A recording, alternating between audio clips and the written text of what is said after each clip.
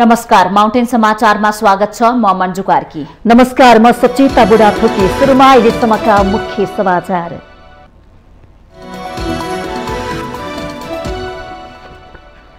देशका प्रमुख शहरहरूमा शानदार मतका साथ स्वतन्त्र उम्मेदवारहरू विजय हुने क्रम जारी। स्वतन्त्रले प्राप्त गरेको मत भ्रष्ट नेतृत्व विरुद्ध जनताले देखाएको आक्रोश भएको संकेत। स्थानीय तहको निर्वाचनको मत परिणाम अन्त्यतिर नेपाली कांग्रेस पहिलो, एमाले दोस्रो, माओवादी केन्द्र तेस्रो हुँदा जसपा, नेकपा, यस, राप्रपा र स्वतन्त्र उम्मेद्वारहरू पनि प्रमुख पदमा विजयी। नाबालिकामाथि हुने जघन्य अपराधका घटनामा हदम्याद लगाउने कानूनी व्यवस्था तत्काल हटाउन महिला सांसदहरूको माग। नभए संसदमा संकल्प प्रस्ताव ल्याउने चेतावनी। संसदीय सुनवाई समितिद्वारा बंगलादेश, म्यानमार र ओमानका लागि सरकारद्वारा प्रस्तावित राजदूतहरूको नाम अनुमोदन। प्रस्तावित राजदूतहरूद्वारा आफ्ना कार्ययोजना पेश। पेट्रोलियम पदार्थमा पुनः मूल्य वृद्धि। पेट्रोल, डिजेल, मट्टीतेल र हवाई इन्धनमा लिटरमै 10 रुपियाँ वृद्धि हुँदा खाना पकाउने ग्यासको मूल्य प्रति सिलिन्डर 200 रुपियाँ बढ्यो। इजरायली सेनाको गोली लागेर एक प्यालेस्टाइनीको मृत्यु भएपछि वेस्ट ब्याङ्क अशान्त। सिरियाको राजधानी दमास्कसमा इजरायली सेनाको क्षेप्यास्त्र प्रहारबाट 3 जनाको मृत्यु। र इङ्ग्लिस प्रिमियर लिग फुटबलको उपाधि म्यानचेस्टर सिटीले उचाल्यो। सिजनको अन्तिम खेलमा सिटीसँग एस्टन भिल्ला 3-2 गोल अन्तरले पराजित।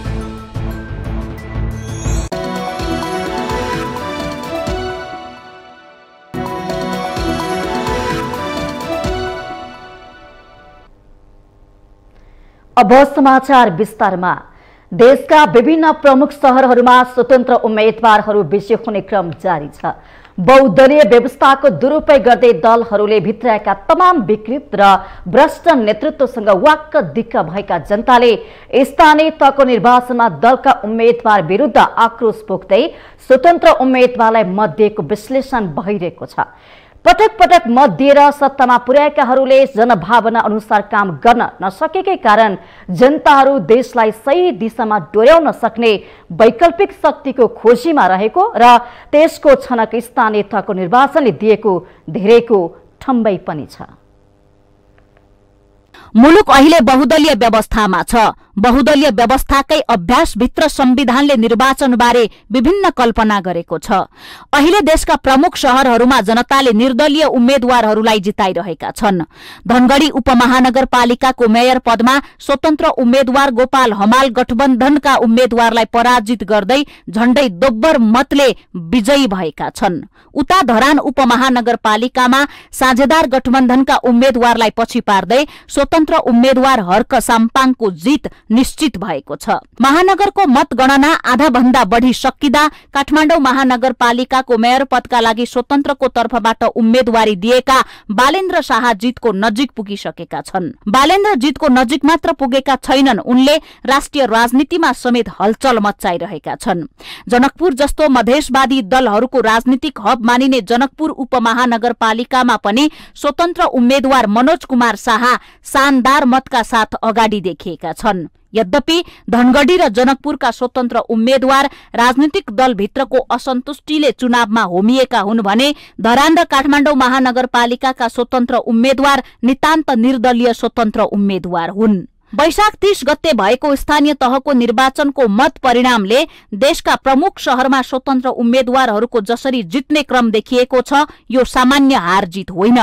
गम्भीर भएर मनन गर्ने हो भने यो जित विकृत बहुदलीय व्यवस्था र विकृतिका संवाहक बनेका दलका नेता कार्यकर्तालाई जनताले दिएको चुनौती हो। देशले बहुदलीय व्यवस्था अपनाएको 30 वर्ष भन्दा बढ़ी भइसक्यो। जनताले पटक पटक मत दिएर उनीहरूलाई सत्तामा पुर्याए, तर बदलामा जनताले जताततै विकृति मात्र देखे। नेताहरू भ्रष्ट भएर निस्के। सत्तामा पुगेपछि राज्यको दोहन गर्ने सत्ताधारीदेखि आजित बनेका नेपाली जनताले यस पटकको स्थानीय तहको निर्वाचनमा त्यस्ता पात्र र प्रवृत्तिको विरोध गरेका छन्। दलहरूले विभिन्न गठबन्धन गरी जनतालाई भोट हाल्न बाध्य गरे।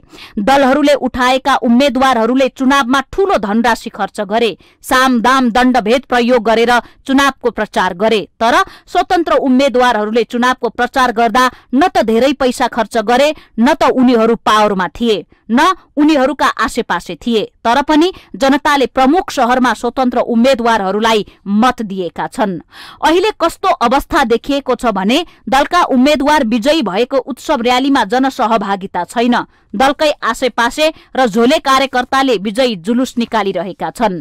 त्यसको उल्टो जहाँ स्वतन्त्र उम्मेद्वार विजयी भइरहेका छन् उनीहरूको विजयी उत्सवमा स्वस्फूर्त रूपमा बिना कुनै स्वार्थ आम सर्वसाधारण जनताले भव्य सहभागिता जनाएर उत्सव मनाइरहेका छन्। जनताको यस्तो सहभागिता र मौनताले धेरै कुरा प्रष्ट पारेको छ। गणितीय हिसाबले दलहरू नै अधिकांश स्थानीय तहमा विजयी भएका छन्, तर दलका शीर्ष नेताहरू भने आफ्नै ओडामा पराजित भएका छन्। प्रधानमन्त्री समेत रहेका कांग्रेस सभापति शेरबहादुर देउबा डडेलधुराको गन्यापधुरा गाउँपालिकामा रहेको आफ्नै ओडामा पराजित भएका छन्। यता प्रमुख प्रतिपक्ष दल एमालेका अध्यक्षको संघको निर्वाचन क्षेत्र रहेको झापाको दमक नगरपालिकामा एमालेलाई पराजित गर्दै राप्रपा विजयी भएको छ। प्रमुख दलका अधिकांश शीर्ष नेताहरूलाई उनीहरूको गृह जिल्लाका जनताले भोट दिएका छैनन्। यो हार जनताको आक्रोश हो। यसले शीर्ष नेतृत्वको कार्य सम्पादन प्रति जनता सन्तुष्ट छैनन् भन्ने गतिलो संकेत गरेको छ। काठमाडौँमा बालेन्द्र र धरानमा हर्कराजले प्राप्त गरिरहेको जनमतलाई दलका नेता र केही बुद्धिजीवी भनिनेहरूले जतिसुकै अवमूल्यन गरे पनि केही फरक पर्नेवाला छैन। केही समय अघि भारतको केन्द्रीय राजधानी दिल्लीमा आम आदमी पार्टी खोलेर चुनाव मार्फत दिल्ली राज्यको सत्ता सम्हालेका अरविन्द केजरीवाल प्रति त्यहाँका नेताहरू यस्तै हल्का खाले टिप्पणी गर्थे। तर सरकारी कर्मचारीबाट सामाजिक अभियन्ता हुँदै दिल्लीको मुख्यमन्त्री बनेका केजरीवालले दिल्लीवासीलाई आवश्यकता अनुसार निशुल्क बिजुली, बालबालिकालाई शिक्षा र बिरामीहरूलाई निशुल्क उपचारको व्यवस्था, सरकारी विद्यालयमा सुधार, स्वास्थ्य केन्द्रहरूको विस्तार, विपन्न परिवारलाई खानेपानी लगायतको सहुलियत दिएर जनतामा आफ्नो राम्रो प्रभाव पार्न सफल भएकै कारण अहिले आम आदमीले भारतकै दोस्रो ठूलो राज्य मानिने पञ्जाबमा समेत बहुमतको सरकार गठन गरेको छ। अहिले केजरीवाल र उनको दललाई भारतमा वैकल्पिक शक्तिको रूपमा त्यहाँका जनताले हेर्न थालेका छन्। यो परिदृश्यबाट स्थानीय तहको निर्वाचन मार्फत नेपालका विभिन्न शहरमा उदाइरहेका स्वतन्त्र उम्मेद्वारहरूले जनभावना अनुसार काम गर्ने हो भने नेपाली जनता पनि नेपाली केजरीवालको खोजीमा छन्, जसमा त्यो सम्भावना देखिन्छ। जनताले उसैलाई मुलुक बनाउने जिम्मेवारी दिने छनक दिइसकेका छन्। त्यसैले स्वतन्त्र उम्मेद्वारहरूले विजयी भएपछि जनताको अपेक्षा अनुसार अगाडि बढ्न जरुरी छ। यस्ता पात्रहरूले आँटे देशले नयाँ ढंगले फड्को मार्न सक्ने कुरा कसैले पनि इन्कार गर्न मिल्दैन। माउन्टेन टेलिभिजन एसडी राजनीतिक ब्युरो। गत वैशाख 30 गते देशका 753 स्थानीय तहमा सम्पन्न निर्वाचनको हालसम्म 724 स्थानीय तहको मतगणना सम्पन्न भएको छ। निर्वाचन आयोगका सहप्रवक्ता सूर्य प्रसाद अर्यालका अनुसार हालसम्म 724 पालिकाको मतगणना सम्पन्न भएर मत परिणाम पनि निर्वाचन आयोगको डाटामा प्रविष्ट भइसकेको छ, जसमा 1 महानगर 9वटा उपमहानगर समेत रहेका छन्। बाजुराको बुढी गंगा नगरपालिका र उदयपुरको त्रियुगा नगरपालिकाको मतगणना सुरु भएको छैन। हालसम्म सबैभन्दा पालिका नेपाली कांग्रेसले विराटनगर महानगरपालिकाको मेयरसँगै 319 स्थान जितेको छ भने 7वटामा अग्रता लिइरहेको छ। यो समाचार तयार पार्दासम्म एमालेले 196 पालिकाको प्रमुख तथा अध्यक्ष जितेको छ भने 10वटामा अगाडि रहेको छ। माओवादीले 120वटा पालिकाको प्रमुख तथा अध्यक्ष जितेको छ भने जसपाले 29 र नेकपा एकीकृत समाजवादीले हालसम्म 17वटा पालिकाको प्रमुख तथा अध्यक्षमा जित हासिल गरेका छन्। लोसपाले 14 र स्वतन्त्र तथा अन्य दलका उम्मेद्वारले 29 स्थानमा जितेका छन्। यस्तै नेपाली कांग्रेसले 295 पालिकाको उपप्रमुखमा जित हात पारेको छ भने 8वटामा अग्रता कायम राखेको छ। नेकपा एमालेले 225 स्थानीय तहको उपप्रमुख पदमा जित हात पार्दा 19वटामा अग्रता लिइरहेको छ। नेकपा माओवादी केन्द्रले 126 पालिकाको उपप्रमुखमा जित हात पारेको छ भने 1वटामा अग्रता लिइरहेको छ। यस्तै जसपा 30 र नेकपा एकीकृत समाजवादी 21 स्थानको पालिकाको उपप्रमुख जित्न सफल भएको छ भने लोसपाले 10 स्थानको उपप्रमुख जितेको छ। अन्य साना दल र स्वतन्त्रले 18वटा पालिकाको उपप्रमुखमा जित हात पारेका छन्।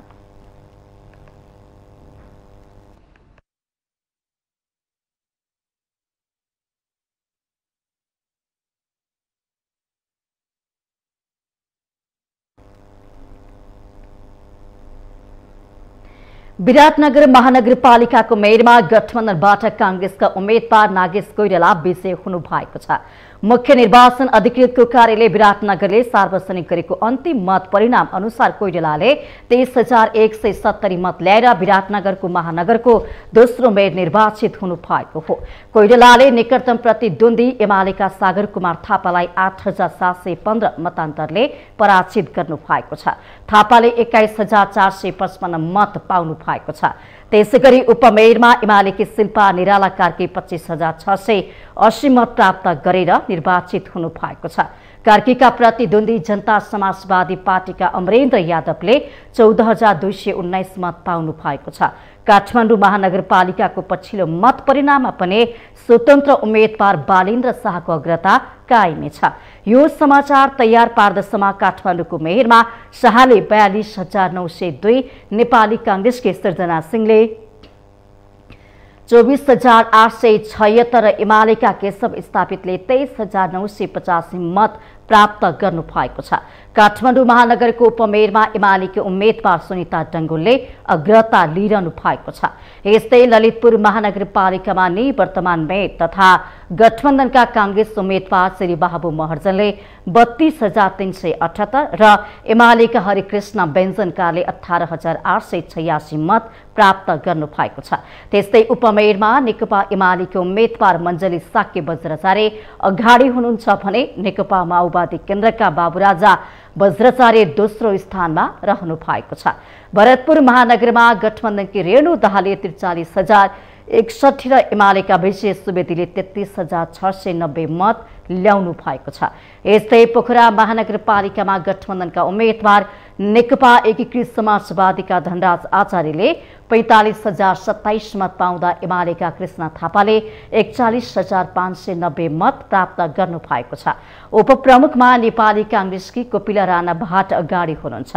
वीरगञ्ज महानगरपालिकामा जसपाका राजेशमान सिंहले 33,300, त्यसैगरी 33,159 र एमालेका विजय सराउगीले 17,808 मत प्राप्त गर्नु भएको छ।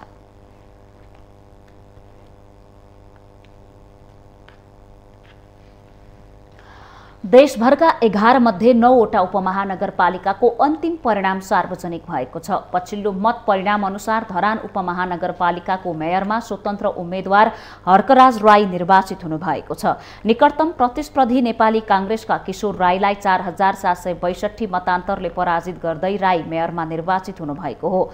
राईले 20,821 मत पाउँदा निकटतम प्रतिस्पर्धी रहेका किशोर राईले 16,059 मत पाउनु भएको छ।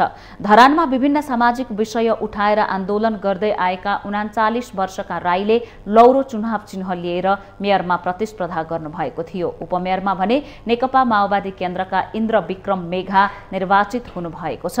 20,510 मत ल्याएर मेघा निर्वाचित हुँदा निकटतम प्रतिस्पर्धी नेकपा एमालेका पदम प्रसाद लिम्बुले 17,606 मत प्राप्त गर्नुभयो। त्यसैगरी धनगढी उपमहानगरपालिकामा पनि स्वतन्त्र उम्मेद्वार गोपाल हमाल विजयी हुनुभएको छ।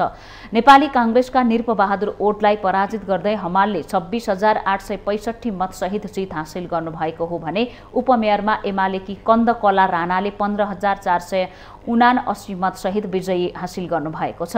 त्यस्तै इटहरी उपमहानगरपालिकाको मेयरमा नेपाली कांग्रेसका हेम कर्ण पौडेल र उपमेयरमा नेकपा एमालेकी संगीता कुमारी चौधरी विजयी हुनुभएको छ। यता बुटोल उपमहानगरपालिकाको मेयरमा नेपाली कांग्रेसका उम्मेद्वार खेलराज पाण्डेले फराकिलो मतान्तरले जित हासिल गर्नुभएको छ भने उपमेयरमा नेकपा एमालेकी सावित्रा अर्याल निर्वाचित हुनुभएको छ। हेटौडा उपमहानगरपालिकामा गठबन्धनबाट एकीकृत समाजवादीकी मेयर उम्मेद्वार मीना कुमारी लामा मेयरमा निर्वाचित हुनुभएको छ। बाराको कलैया उपमहानगरपालिकाको मेयर पदमा नेकपा एमालेका विनोद प्रसाद शाह विजयी हुनुभएको छ।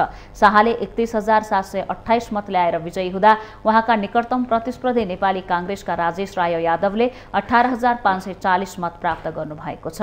बाराकै जितपुर सिमरा उपमहानगरपालिकाको मेयरमा नेकपा माओवादी केन्द्रका राजन पौडेल निर्वाचित हुनुभएको छ। पौडेलले 18,743 मत प्राप्त गर्नुभएको छ। उपमेयरमा भने नेकपा एमालेका भोला अधिकारी 17,492 मत ल्याएर निर्वाचित हुनुभएको छ। त्यसैगरी बाँकेको नेपालगञ्ज उपमहानगरपालिकाको मेयरमा नेपाली कांग्रेसका प्रशान्त विष्ट र उपमेयरमा जनता समाजवादी पार्टीका कमरुद्दिन राई विजयी हुनुभएको छ। घोराही उपमहानगरपालिकामा सत्ता गठबन्धनलाई हराउँदै मेयर र उपमेयर दुवैमा एमाले विजयी भएको छ। मेयरमा एमालेका नरुलाल चौधरी बहुमत सहित पुनः निर्वाचित हुनुभएको हो। चौधरीले 31,728 मत प्राप्त गर्दा निकटतम प्रतिस्पर्धी सत्ता गठबन्धनको तर्फबाट माओवादी केन्द्रका हेमराज शर्मा पोखरेलले 26,368 मत प्राप्त गर्नुभएको छ। दाङकै अर्को उपमहानगरपालिका तुलसीपुरमा जारी मतगणनामा नेकपा एमालेका उम्मेद्वार टीकाराम खड्काले कांग्रेसका गेहेन्द्र गिरीलाई पछि पार्दै अग्रता बनाएका छन्। जनकपुरमा स्वतन्त्र उम्मेद्वार मनोज कुमार शाह सुडीले एमालेका शिवशंकर शाहलाई पछि पार्दै अग्रता लिएको अवस्था छ।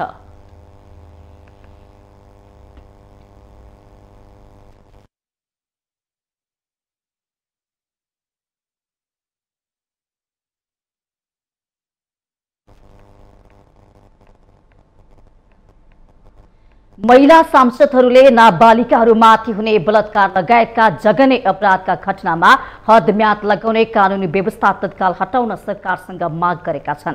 नेकपा एमालेकी बिन्दा पाण्डे, नेपाली कांग्रेसकी पुष्पा भूषाल, नेकपा माओवादी केन्द्रकी अमृता थापा मगर लगायतका सांसदहरूले नाबालिकाहरूमाथि हुने बलात्कार लगायतका जघन्य अपराधको घटनाको अनुसन्धानमा समेत हदम्याद लगाउने व्यवस्था राखिएको उल्लेख गर्दै त्यस्तो कानूनी व्यवस्था तत्काल हटाउन सरकारसँग माग गर्नु भएको छ।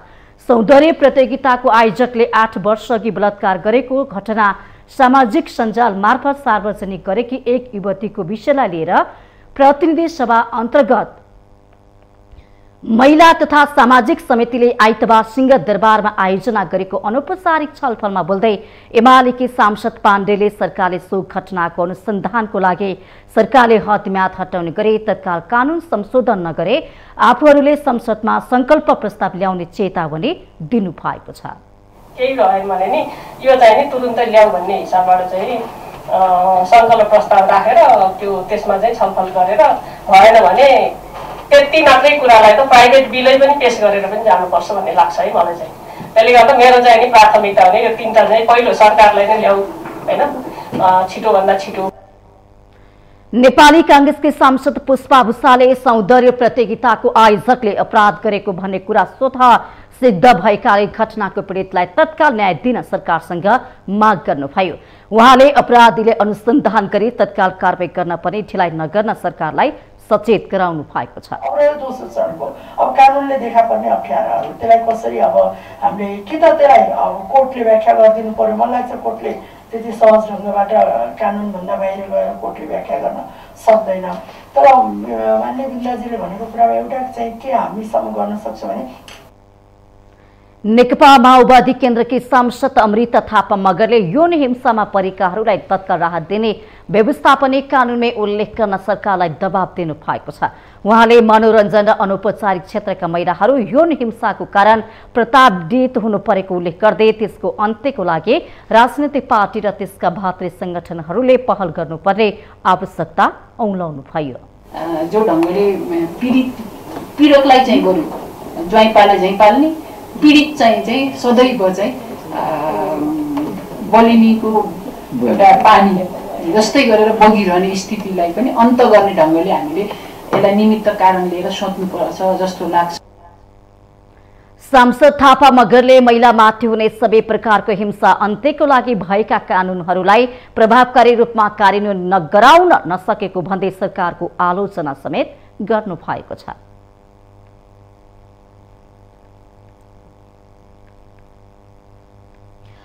संसदीय सुनवाई समितिले बंगलादेश, म्यानमार र ओमानका लागि सरकारद्वारा प्रस्तावित राजदूतहरूको नाम अनुमोदन गरेको छ।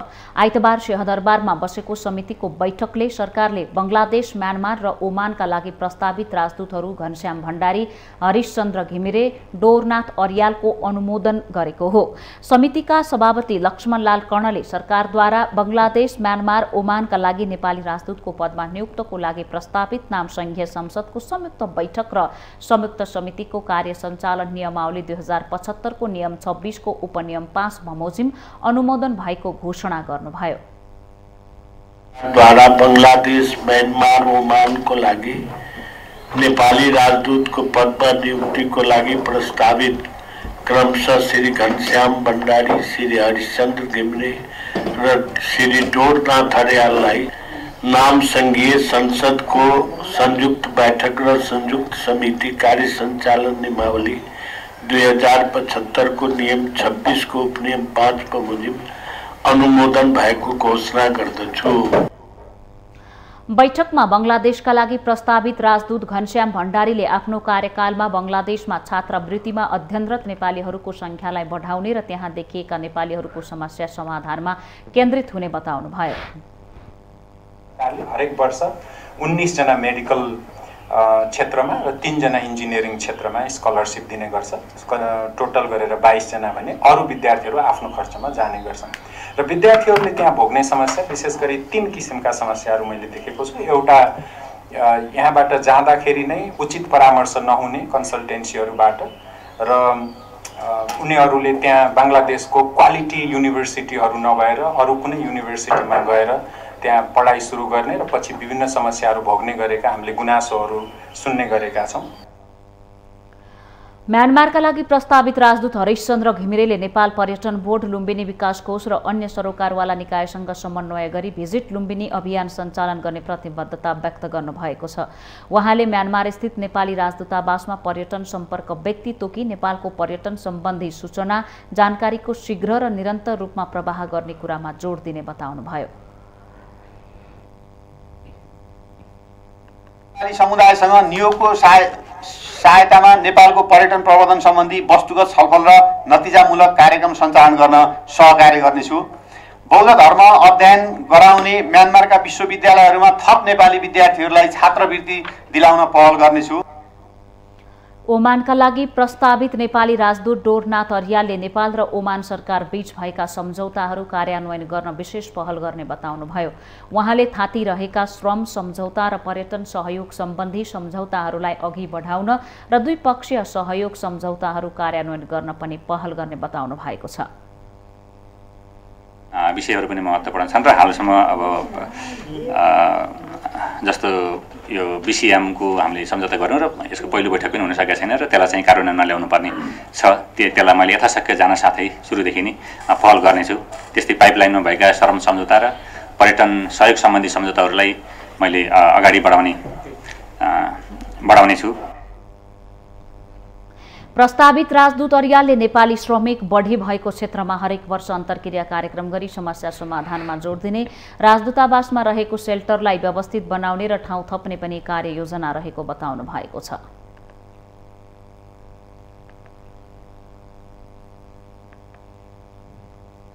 माउन्टेन समाचारमा पालो भएको छ विश्रामको।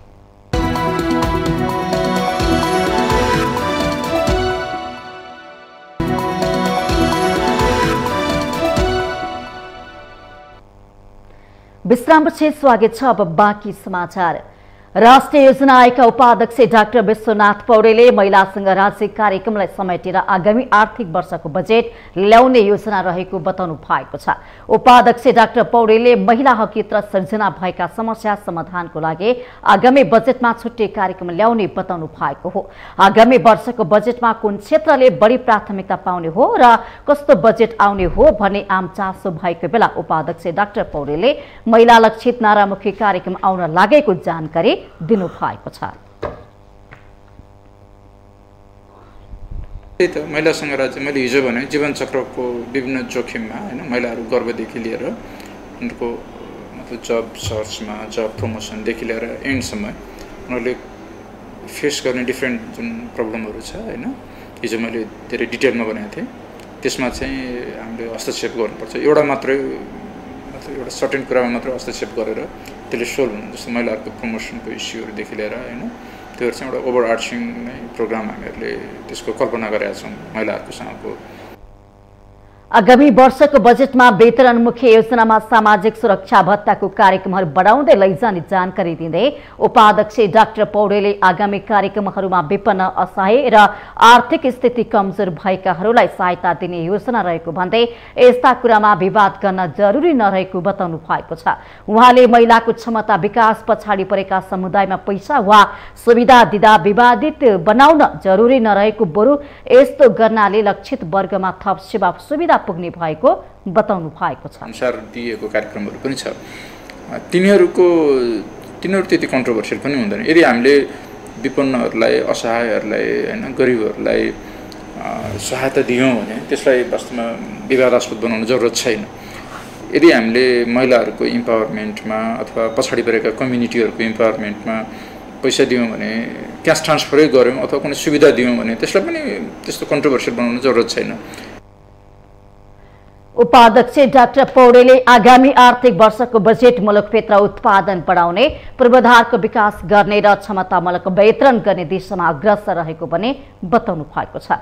प्रदेश सरकार र स्थानीय तहले पनि संघीय सरकारले ल्याएको नीति तथा कार्यक्रमको आधारमा बजेट वितरण गर्ने उहाँले प्रश्न पार्नुभयो।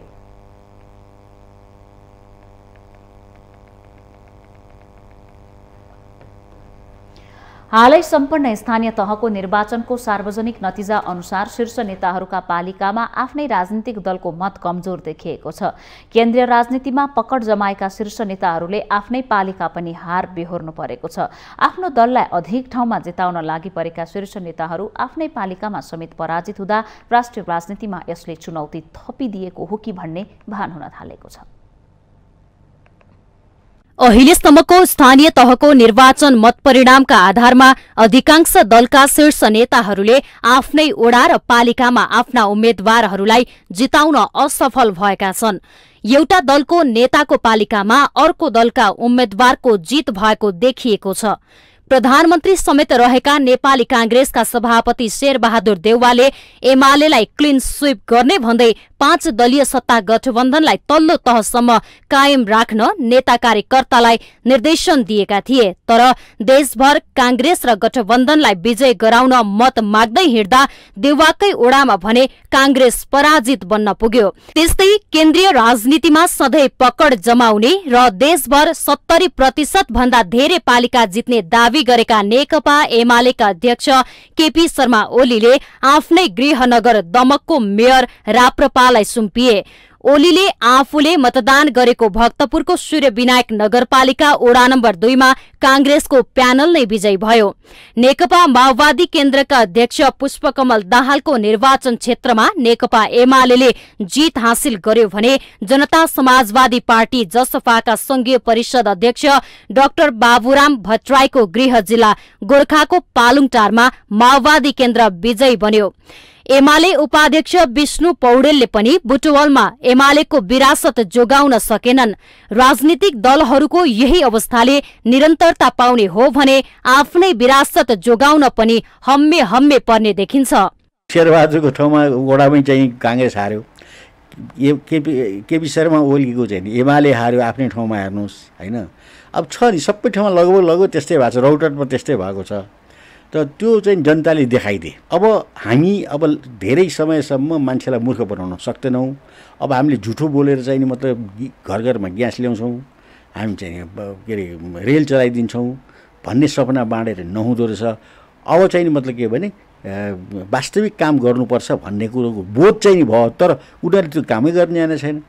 त्यस्तै नेकपा एमालेका उपाध्यक्ष तथा संविधान सभाका अध्यक्ष सुभाष नेमाङ र माओवादी केन्द्रका नेता नारायण काजी श्रेष्ठको गृह जिल्लामा कांग्रेसले जितेको छ भने उद्योग वाणिज्य तथा आपूर्ति मन्त्री दिलेन्द्र प्रसाद बडुको गृह जिल्ला दार्चुलामा कांग्रेसले विरासत नै गुमाएको छ।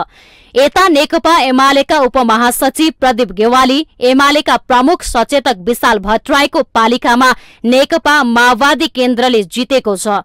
स्याङ्जा क्षेत्र नम्बर 2 की प्रतिनिधि सभा सदस्य तथा पूर्व मन्त्री समेत रहेकी एमाले सचिव पद्मा अर्यालका पति ओडा सदस्य पदमै पराजित भएका छन्। नेपाली कांग्रेसका महामन्त्री गगन कुमार थापाको निर्वाचन क्षेत्र रहेको बुढानीलकण्ठ नगरपालिकामा बहुमत सहित एमाले जितेको छ। नेकपा एमालेका उपाध्यक्ष युवराज गेवाली भने यस परिणामलाई अर्काको घर बनाउनेहरूको आफ्नो घर भत्केको हुन्छ भन्दै दलको कमजोरीलाई ढाक्ने प्रयत्न गर्नुहुन्छ। घरको बारेमा पनि ध्यान देऊ र देशको बारेमा पनि ध्यान देऊ भन्ने कुरा हो।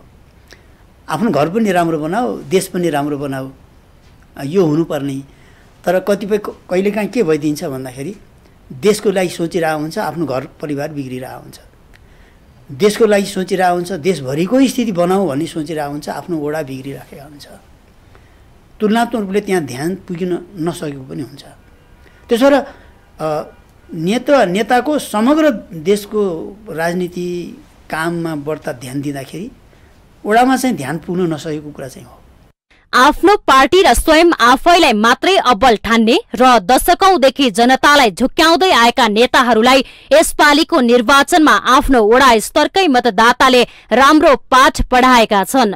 अझै पनि दलहरू नसचिएर सधैँ ढाँट्ने छल्ने काम मात्रै गरे जनताले आगामी दिनमा ती नेताहरूको विकल्प खोज्ने प्रश्न छ। माउन्टेन टेलिभिजन एसटीका लागि बिन्दु अधिकारीको रिपोर्ट। नेकपा एमालेका अध्यक्ष केपी शर्मा ओलीले भ्यू टावरको अर्थ नबुझ्नेहरूले यसको विरोध गर्ने गरेको टिप्पणी गर्नु भएको छ। पूर्व प्रधानमन्त्री समेत रहनुभएका अध्यक्ष ओलीले भ्यू टावरको अर्थ र महत्त्व नबुझेकै कारण नेपाली कांग्रेसले आफ्नो स्थानीय तह निर्वाचन सम्बन्धी घोषणा पत्रमा भ्यू टावर बनाउँदैन भनेर उल्लेख गरेको जिकिर गर्नुभयो। आइतबार काठमाडौँमा मीना श्रेष्ठद्वारा लिखित कविता संग्रह फर्गेट एस्टरडे विमोचन गर्दै उहाँले भ्यू टावरको विरोध गरेको भन्दै नेपाली कांग्रेस फ्रान्समा बनाइएको इफेल टावरले आमदानी दिएको स्मरण गराउनुभयो। भ्यू टावर बनाउँदैन, भ्यू टावर बनाउने काम छैन। इफेल भन्ने इन्जिनियर जसले इफेल टावर बनाए बुद्धि नभएका रहेछन् कि क्या हो? जो फ्रान्सको प्रतीक भएको छ, जसले फ्रान्सलाई अरबौंको आमदानी दिलाएको छ, भ्यू टावर भन्दा केही होइन। टुप्पामा धान पनि फल्दैन, अलिक तल कोदो पनि फल्दैन, अलिक तल मकै पनि फल्दैन, आँप पनि फल्दैन, लिची पनि फल्दैन, केही पनि फल्दैन, पैसा मात्रै फल्छ भ्यू टावरमा। Eiffel tower. ओलीले कवीर श्रेष्ठलाई समाजले फर्गेट एस्टरडे लेख्न लगाएको उल्लेख गर्दै अब इतिहासप्रति गौरव गरेर लेख्न लगाउनु पर्ने बताउनु भएको छ।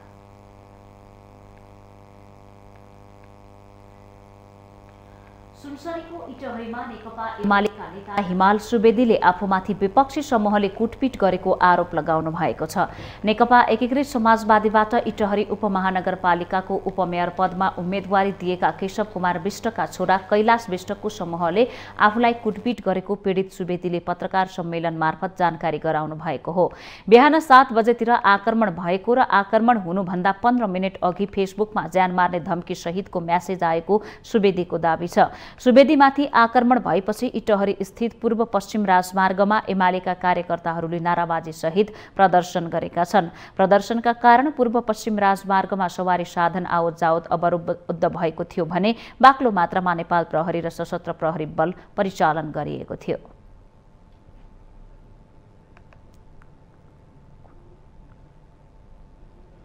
माउन्टेन समाचारमा पुनः पालो भएको छ विश्रामको।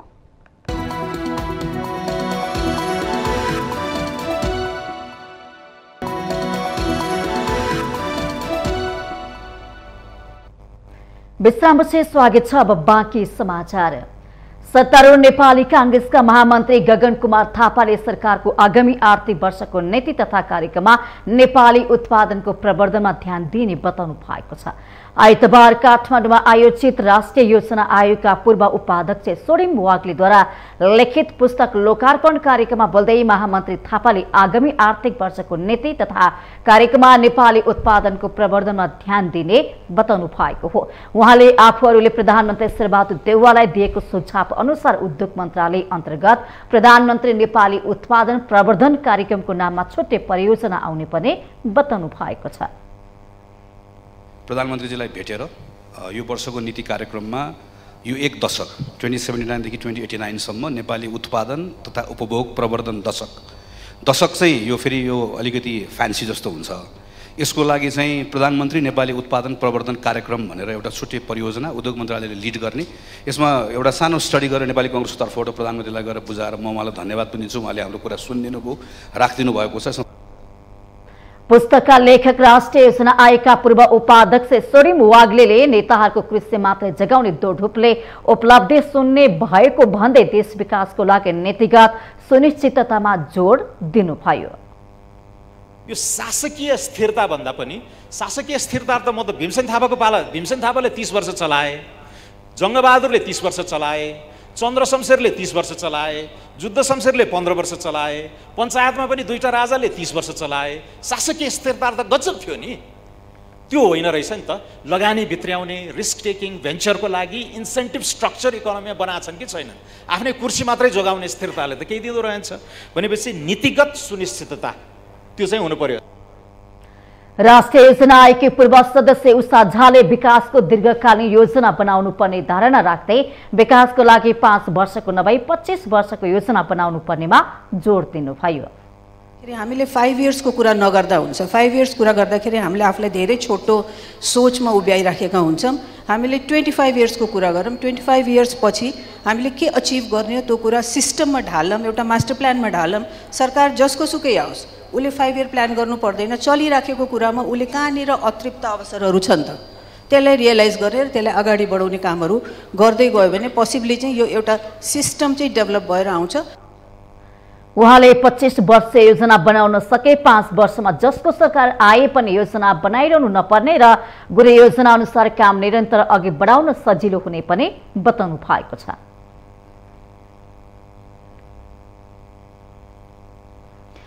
अमेरिकी नागरिक सुरक्षा, प्रजातन्त्र र मानवाधिकार उपमन्त्री उर्जा जियाले उपप्रधानमन्त्री शेरबहादुर देउबासँग शिष्टाचार भेट गर्नु भएको छ। नेपाल भ्रमणमा रहेकी जियाको टोलीले प्रधानमन्त्री देउबासँग आइतबार बालुवाटारमा शिष्टाचार भेट गरेको हो। प्रधानमन्त्रीको सचिवालयले आइतबार बिहान जियाले प्रधानमन्त्री देउबासँग भेट गरेको ट्विट मार्फत जानकारी गराएको छ। भेटका क्रममा दुई देश बीचको सम्बन्ध र आपसी हितका विषयमा विचार आदान प्रदान भएको पनि उक्त ट्विटमा उल्लेख गरिएको छ। उपमन्त्री जियाको भ्रमण झण्डै 1 दशकको अवधिमा नेपालमा भएको अमेरिकी अधिकारीहरूको उच्च स्तरीय भ्रमण हो। नेपालले अमेरिकी सहयोग परियोजना मिलेनियम च्यालेन्ज कर्पोरेसन एमसीसी अनुदान गरेसँगै नेपाल अमेरिका कूटनीतिक सम्बन्धको 75औं वर्षगाँठ मनाउन जुटेका छन्। लगत्तै अमेरिकाबाट एकपछि अर्को भ्रमण भइरहेको छ। यसअघि वैशाखको 9 गतेदेखि 11 गतेसम्म सेनेटर क्रिस्टन जिलीब्रान्डको नेतृत्वमा 5 सदस्यीय सांसदहरूको टोलीले नेपालको भ्रमण गरेको थियो। वैशाख 6 देखि 8 सम्म दक्षिण तथा मध्य एसिया मामिला हेर्ने उपसहायक विदेश मन्त्री केली केडरलिङले नेपालको भ्रमण गर्नुभएको थियो।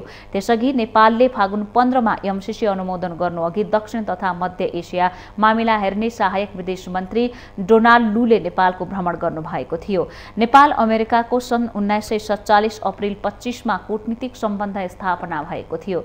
अमेरिकी राष्ट्रपति जो बाइडेनकी तिब्बत मामिलाका विशेष संयोजक समेत रहेकी जियाले काठमाडौँमा रहेका तिब्बती शरणार्थी र समुदायसँग पनि भेट गर्नु भएको छ। शनिबार भएको भेटमा तिब्बती शरणार्थी समस्याहरूको विषयमा छलफल भएको हो। जिया नेतृत्वको प्रतिनिधि मण्डलमा अमेरिकी सहयोग नियोग यूएसआईडी की एसियाका लागि उपसहायक प्रशासक अञ्जली कौर पनि आउनु भएको छ।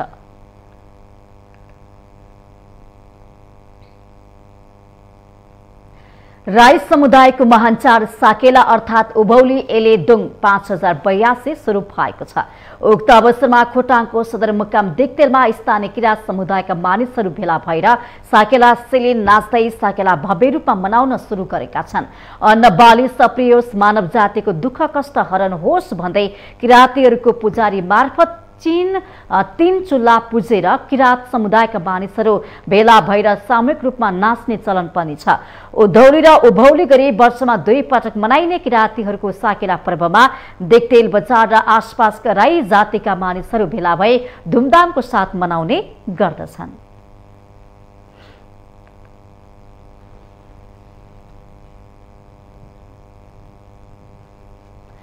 हामीसँग आर्थिक, अन्तर्राष्ट्रिय र खेल समाचार बाँकी नै छन्। माउन्टेन समाचारमा पालो भएको छ विश्रामको।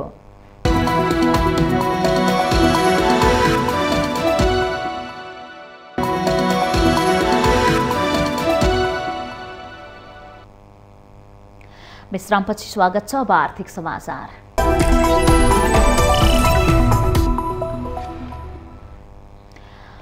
नेपाल आयल निगमले पेट्रोलियम पदार्थमा पुनः मूल्य वृद्धि गरेको छ। निगमले पेट्रोल, डिजेल, मट्टीतेल, हवाई इन्धन र खाना पकाउने ग्यासमा आइतबार रातिदेखि लागू हुने गरी नयाँ मूल्य निर्धारण गरेको हो। अन्तर्राष्ट्रिय बजारमा कच्चा तेलको मूल्य बढेको भन्दै पेट्रोल, डिजेल, मट्टीतेल र हवाई इन्धनमा लिटरमै 10 रुपैयाँ बढाइएको छ। यो मूल्य वृद्धिपछि अब पेट्रोल लिटरको 180 रुपैयाँ र डिजेल तथा मट्टीतेलको मूल्य 163 रुपैयाँ पुगेको छ भने हवाई इन्धन लिटरको 163 रुपैयाँ पुगेको छ। निगमले एलपी ग्यासको मूल्य 1 सिलिन्डरमै 200 रुपैयाँले बढाएको छ। अब उपभोक्ताले ग्यास सिलिन्डरको 1800 रुपैयाँ तिर्नुपर्नेछ। यो मूल्य वृद्धिपछि पनि निगमको नोक्सानी 15 दिनमा 3 अर्ब 35 करोड रुपैयाँ रहेको दावी छ। सरकारले अन्तर्राष्ट्रिय बजार अनुसार मूल्य समायोजन गर्ने नीति अनुसार यो मूल्य वृद्धि गरेको हो।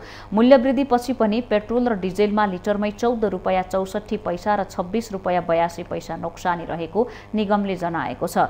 निगमका अनुसार ग्यास 1 सिलिन्डरमा अझै 889 रुपैयाँ 75 पैसा नोक्सानी छ। नेपालले भारतको इन्डियन आयल कर्पोरेसनबाट इन्धन आपूर्ति गर्छ। मे महिनामा 43 अर्ब रुपैयाँ भुक्तानी गर्नुपर्नेमा 20 अर्ब 60 करोड रुपैयाँ मात्रै भुक्तानी गर्न सकिएको निगमले जनाएको छ।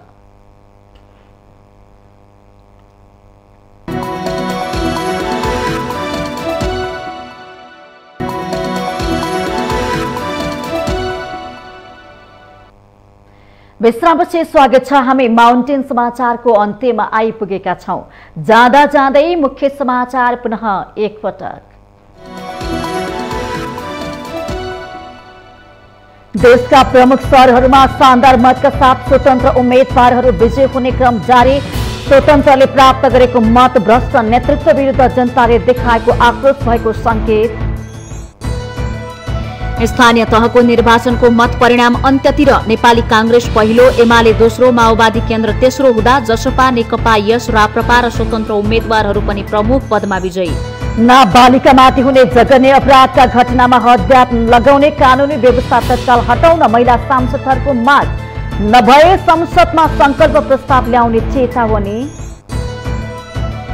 संसदीय सुनवाई समितिद्वारा बंगलादेश, म्यानमार र ओमानका लागि सरकारद्वारा प्रस्तावित राजदूतहरूको नाम अनुमोदन। प्रस्तावित राजदूतहरूद्वारा आफ्ना कार्ययोजना पेश। पेट्रोलियम पदार्थमा पुनः मूल्य वृद्धि। पेट्रोल, डिजेल, मट्टीतेल र हवाई इन्धनमा लिटरमै 10 रुपैयाँ वृद्धि हुँदा खाना पकाउने ग्यासको मूल्य प्रति सिलिन्डर 200 रुपैयाँ बढ्यो।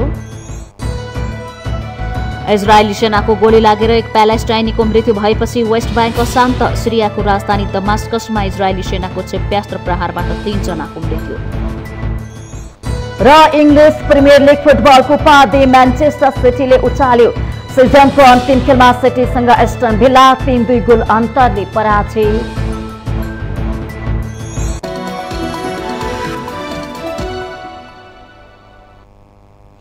माउन्टेन समाचार अहिलेलाई सकियो। सत्य, तथ्य र निष्पक्ष समाचारका लागि माउन्टेन टेलिभिजन HD हेर्दै गर्नुहोला। नमस्कार।